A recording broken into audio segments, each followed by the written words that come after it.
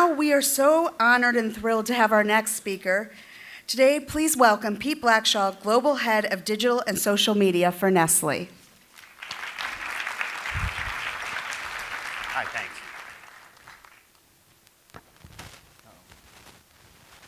Okay, can you hear me? Delighted to be back. I love this conference. I love the Purina folks, the Noosa folks. It's been a great, I could not do my job and we would not be where we are without the really strong partnership. Let me tell you first what I'm not going to talk about. I'm not going to walk you through our roadmap. I covered some of that yesterday. I'll talk to some of you offline. I'll get into any level of detail. I think the short headline is that we're on track. E-commerce is here and real, and there's real investment there. And we continue on a determined path to win, to lead our industry in leveraging digital and social media to build brands and delight consumers. What I wanted to do is really focus on, our core theme. And as you know, I manage our digital acceleration team, which kind of started in Vevey, our global headquarters, and now is in 13 markets. So think about viral effects. And there's kind of an operating philosophy of the digital acceleration team. We call them DATisms. And here are a couple that I wanted us to really reflect upon in the context of the conference themes of being fast and flexible. The first is that Nestle is a social network, and the second is sharing is our currency.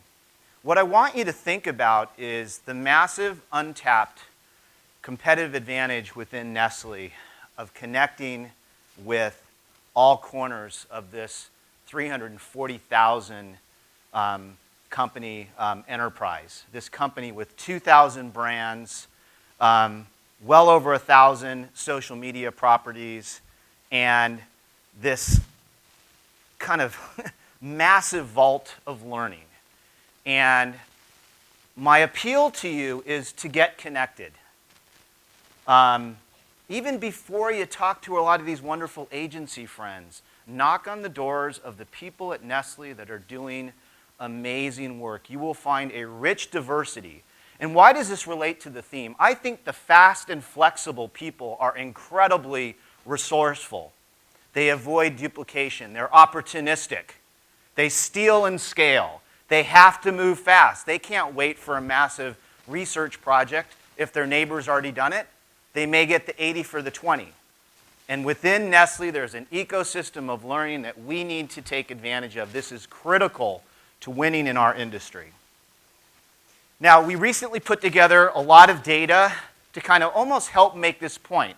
I spent most of my holiday vacation working with a colleague and putting together our year in review data. It was a massive amount of data, but it was absolutely fascinating because we now have over 1,200 brands on Google Analytics. We metered every single app that we produced.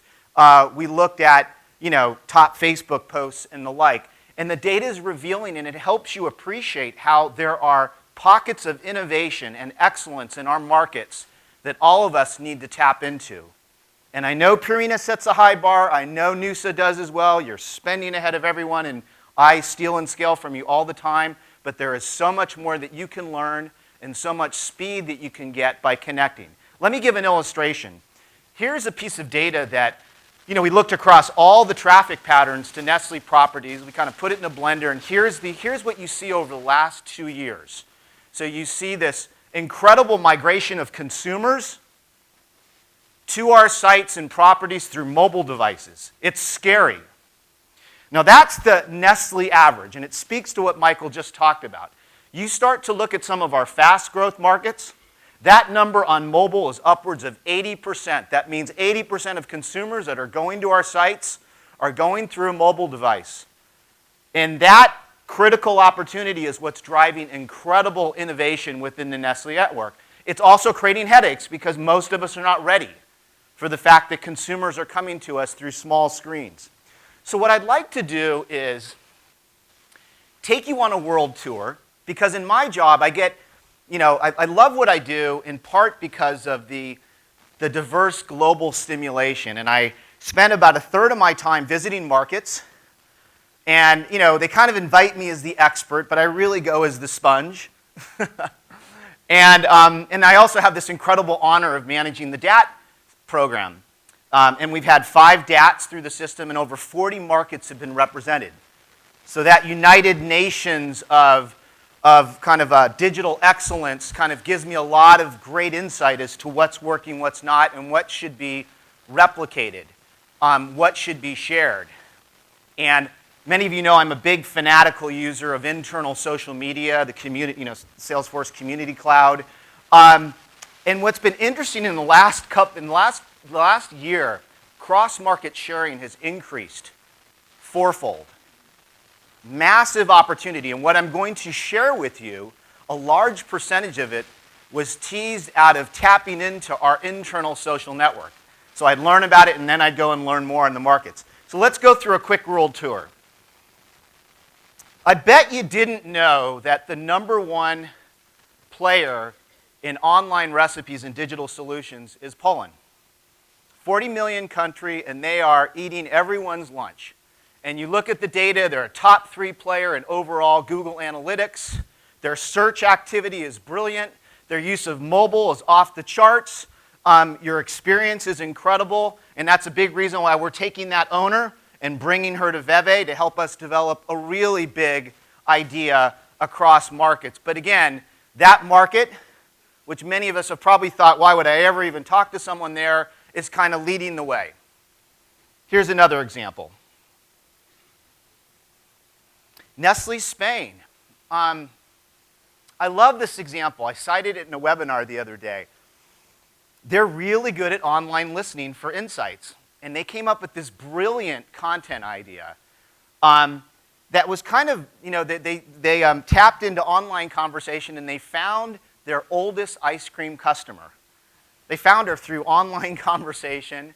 They built this amazing video narrative where she walks down the street not knowing what's going on, and they had this special tribute to her, and it's still going viral on YouTube and other places, but it was all from really smart, sensitized listening. And for those of you that are skeptical about the connection between digital listening signals and building the business, go talk to our friends in Nestlé Spain. They will inspire you to see the possibilities. Kit Kat, can we win in the premiumization of chocolate? To the naysayers, I say, talk to Japan. They are proving, they are showing this rich potential of, there are over 24 Kit Kats in Japan. There's a flavor for every county. They're setting up pop-up stores. I was there just a few months ago. It was incredibly inspiring what they are doing. And it's the type of knowledge that we can take and kind of transplant to other opportunities. But again, it's within the Nestlé network. You don't need to pay a Forrester analyst or an agency $50K, when in fact the insight might be right in our backyard. I love my trip to Nestlé Malaysia. I love the fact that, I'm a big fanatic for service. Service is marketing. And there's a big movement at Nestlé to move from just consumer services to consumer engagement service. This almost platform agnostic approach where if a consumer has emotion, we're going to manage that whether it's direct or indirect. And you go to Nestlé Malaysia and all the call center agents have, the Salesforce screen above them. And they look at it religiously. It helps to temper the conversation. A consumer's emotional, they're talking to you. You use the external conversation as context to be relevant, to be spot on. But that's the beauty of this world where we're using, omni-channel, multi-channel data, whatever we want to call it, to kind of inform the best dialogue possible with the consumer. And I hope we see a lot more of this.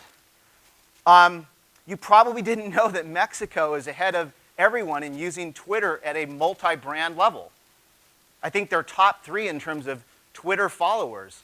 They've got me thinking, wow, is there a bigger strategy for how we think about winning with recipes? I've told Chris Padgett, I said, oh my gosh, this might be as much a US strategy as a Mexico strategy, if you think about the content and the traction. But again, really important inspirations to draw from. A lot of conversation here about e-retailers and e-commerce. We'll take a look at Maggi Germany. That's one of our biggest food brands. Really good examples of integrating basic and advanced content at the e-retailer level. In this case, it's recipes. And again, what can you do to kind of inspire the consumer to buy the product, to think about different ways of using the product? And again, you know, our neighbors within Nestle are kind of doing this. What can we learn from that? Our DAT team, you know, what's so interesting about our DAT team, you've got, you know, kind of it's like 80% female across all of our 4 classes, and they are bringing incredible can-do, no cynicism, everything is possible. They'd love your phone calls. They'd be honored. And there's a real reciprocity advantage in reaching out to them. I'll give another example of some of the stuff they're doing. Here's another one I love. It's so basic, although it gets to the heart of what Michael Crawford was talking about, living in a mobile world. I've done exercises and training where I've offered money to people to provide a piece of positive feedback to Nestle through a mobile device. And like nobody can do it. It's too complicated. And it's not very empowering. Here you have Pakistan, where they're making the feedback process so simple and friction-free. And not only that, they're dignifying our voice. It's not this impenetrably bureaucratic interface. It's like, I have a question, I have something to say, I have a brilliant idea. We're in an economy where to win with consumers, we have to dignify their voice. And we need to kind of put ourselves to the torture test ourselves and ask ourselves, are we measuring up? But here's Pakistan. You know, what can you learn from them? Should you pick up the phone and talk to them? Let's talk organizational. If you go to Nestle Middle East and you're a cynic about the use of internal social media, you will be humbled, impressed, and inspired by how the market head is using the power of internal social media to change the organization, to bring BBNW to life, to reward people who share and collaborate, to get things done better, faster, cheaper. That's what it's all about. People who apply digital principles, they're getting things done a lot faster. And here's a leadership by example. Not someone who's lost in cynicism about, oh my gosh, another channel, it's more noise, what am I going to do? But really thinking about where there's an opportunity and using these tools to transform the enterprise. Italy. Boy, I love Italy. I struggle all the time. I don't know about you, but I kind of think about how do we really get the shopper and the marketing worlds to come together? Silos. And you know, they kind of, their evolution of the digital acceleration team was a convergence of shopper and consumer. They created a unified center. They started experimenting with how to put the data sets together. Again, look to them. If you're kind of stuck in a rut, you know, one of your neighbors at Nestle might inspire you to think a bit differently. You do a great job in content. I cite you all the time. I give you high fives, but I got to tell you something. You might get leapfrogged by India. They are doing so much great content work. It is multi-channel. They took one of the DAT members and put him in charge of TV, but also with linkages to digital. And if you look at some of the success they're having with these online campaigns across TV and YouTube, you see a seamless cross-channel narrative. It's really powerful. You should have your next huddle with the India market. Maybe 1 + 1 = 3, but again, think global ecosystem. Advanced content. China is very, very humbling. I feel very insecure when I go to that market in terms of my digital skills. But they're teaching us a lot about winning in e-retailers and moving very, very fast and being adaptive and what you really need to do in an e-commerce context to kind of dress up your brand to win with that consumer, and especially in a mobile context. I love what our DAT team is doing. They've really thought hard about internal content. We're big believers that internal mastery drives external mastery. If I can't get your attention as employees on a platform like Chatter, I can't pontificate to you about external marketing. Because employees are, you have the attention span of a flea. You're busy, you're multitasking, and I've got to figure out how to get your attention using things like internal video. And this is what the DAT team does all the time, test and measure, A/B testing. There's nothing worse than the deafening sound of silence if you post something online. But that's what makes us better marketers. We're always thinking about the rules of engagement. I learned a lot when I visited Brazil about the power of amplifying events.